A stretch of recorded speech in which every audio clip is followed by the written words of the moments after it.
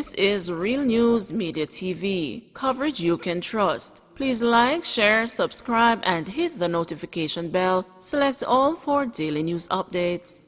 Man shot dead in 3 Miles River, Westmoreland. A man was shot and killed yesterday in the community of 3 Miles River. He has been identified as a 25-year-old Michael Curlew, also called the Chev of Tulsi Lane in the community. Sources told the news that Curlew was at one of his usual hangout spots close to his home when a man began shooting before escaping in a waiting motor vehicle. When the chaos subsided, Curlew was seen slumped over and unresponsive. "Nine shot man getting out," said one resident who refused to provide a name. "I was at the restaurant buying a food and heard the shots, straight-face shot." Curlew's father, sorrowful resident, said lost his life in a similar manner a few years ago. Today's death marks the third shooting murder within the space of 7 days in the Frome division.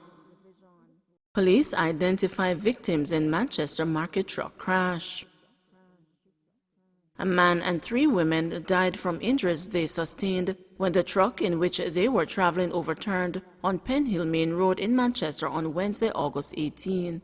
The deceased have been identified as Donovan Peart, otherwise called Kirk, a 40-year-old truck driver of Allside District in Trelawney; Denisha Williams, a 39-year-old cashier and higgler of Trelawney; Susie Dunwell, a 30-year-old higgler of Dobson District in Colleyville, Manchester; and Lilia Samuda Johnson, otherwise called Cutie, a higgler of Silent Hill, Moravia in Clarendon. Reports from the Kendal police are that about 2:15 a.m., the 3 women were passengers in a Hyundai motor truck that was being driven by Peart, which was transporting them along with market goods in the direction of Kirkvine. At one point on the road, Peart reportedly failed to negotiate a corner and lost control of the vehicle, which overturned and collided with a concrete bus stop. The police were summoned and the injured persons were taken to the hospital, where they were pronounced dead.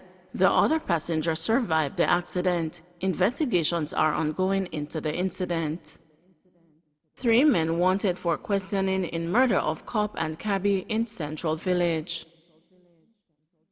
The St. Catherine South Police are seeking 3 men for questioning in connection with the murder of a policeman and another man in Big Lane, Central Village on Wednesday.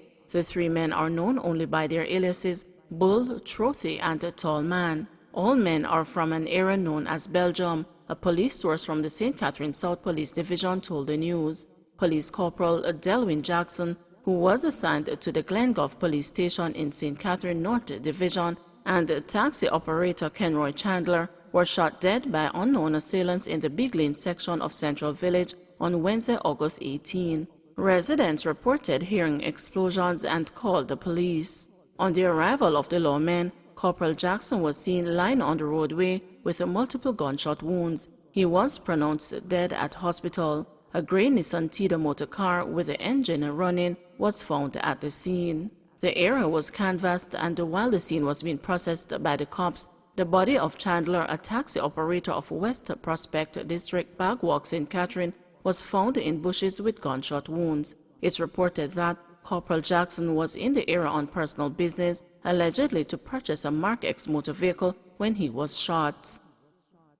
Delta variant confirmed in 7 parishes. Westmoreland takes the lead. Chief Medical Officer Dr. Jacqueline Besesa McKenzie has revealed that the Delta variant of COVID-19 has been confirmed in 7 parishes, with Westmoreland leading the tally. Speaking Wednesday afternoon with Dean Jackson Miller on Radio Jamaica, Besesa McKenzie said of the 22 COVID samples tested positive for the Delta variant, 5 were from patients in Westmoreland. The others were among COVID patients in St. Elizabeth, Manchester, Clarendon, St. Anne, Kingston, and St. Andrew. The chief medical officer said it was clear that the highly contagious variant has spread across the country. In the meantime, she said, hospitalizations are rapidly increasing. Health authorities yesterday visited the Westmoreland Hospital, where a 40-bed field hospital is to be erected. Besesa McKenzie said hospitals are now using regular wards to house COVID patients.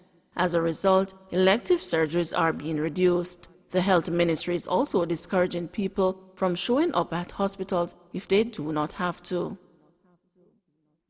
MP George Wright and common-law wife hospitalized with COVID-19.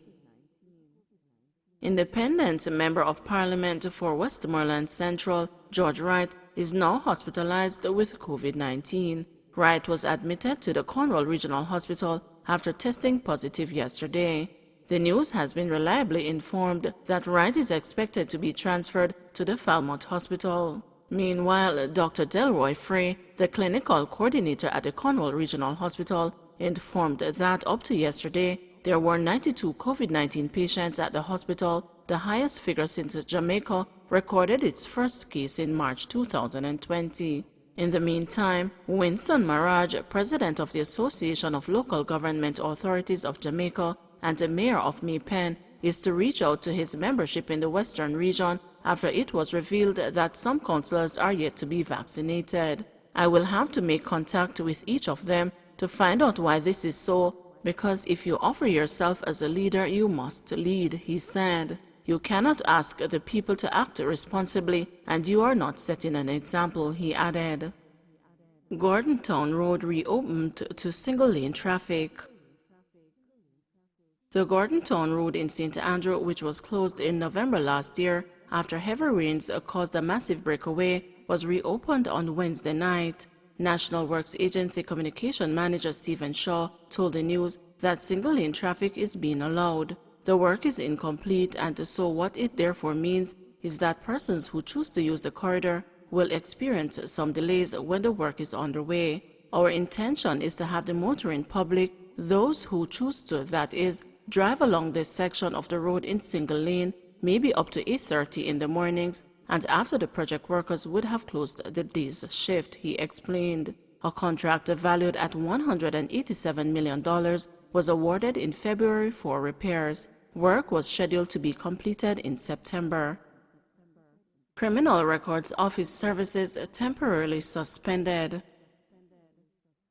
The Jamaica Constabulary Force says services offered by the Criminal Records Office, located at 34 Duke Street in downtown Kingston, have been temporarily suspended.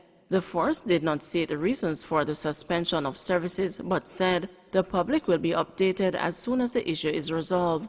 The JCF apologized for any inconvenience caused. Operations at St. James Parish Court to resume on Monday. Operations at the St. James Parish Court will resume on Monday after being closed for more than a week due to COVID-19, and the Western Regional Gun Court will resume hearing matters at the St. James Parish Court starting tomorrow. The Parish Court building was closed on Monday, August 8 due to COVID-19. The Court Administration Division says operations will be conducted under strict adherence to COVID-19 protocols. It says that following the closure of the Parish Court, the judiciary, in collaboration with the St. James Health Department, took the necessary steps to ensure the safety and well-being of staff and court users for the resumption of matters at the facility. Our staff will be operating on a shift system, which may result in delays for court users, and as such, we are asking persons to exercise patience when they come to the court, said Kadish Fletcher, Acting Director of Client Services, Communications and Information at the division. We are also reminding the public that only those persons who are required for court will be allowed inside the court building, she added. The judiciary is urging Jamaicans to redouble their efforts to limit the spread of COVID-19 by wearing a mask, sanitizing frequently, and maintaining physical distance. 555 new COVID-19 cases, 3 more deaths. Jamaica has recorded 3 more COVID-19 fatalities, pushing the tally to 1,342.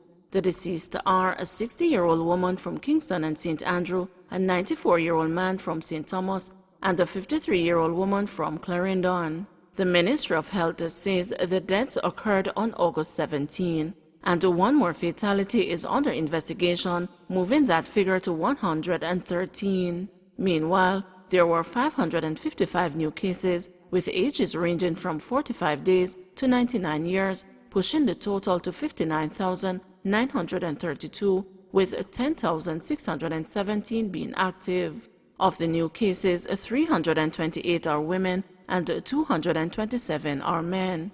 The parish breakdown is as follows: St. Catherine 90, Kingston and St. Andrew 81, St. Thomas 55, St. James 54, Manchester 53, Westmoreland 41, Trelawney 35, Clarendon 34, St. Elizabeth 32, St. Anne 24, Portland 24, St. Mary 17, and Hanover 15.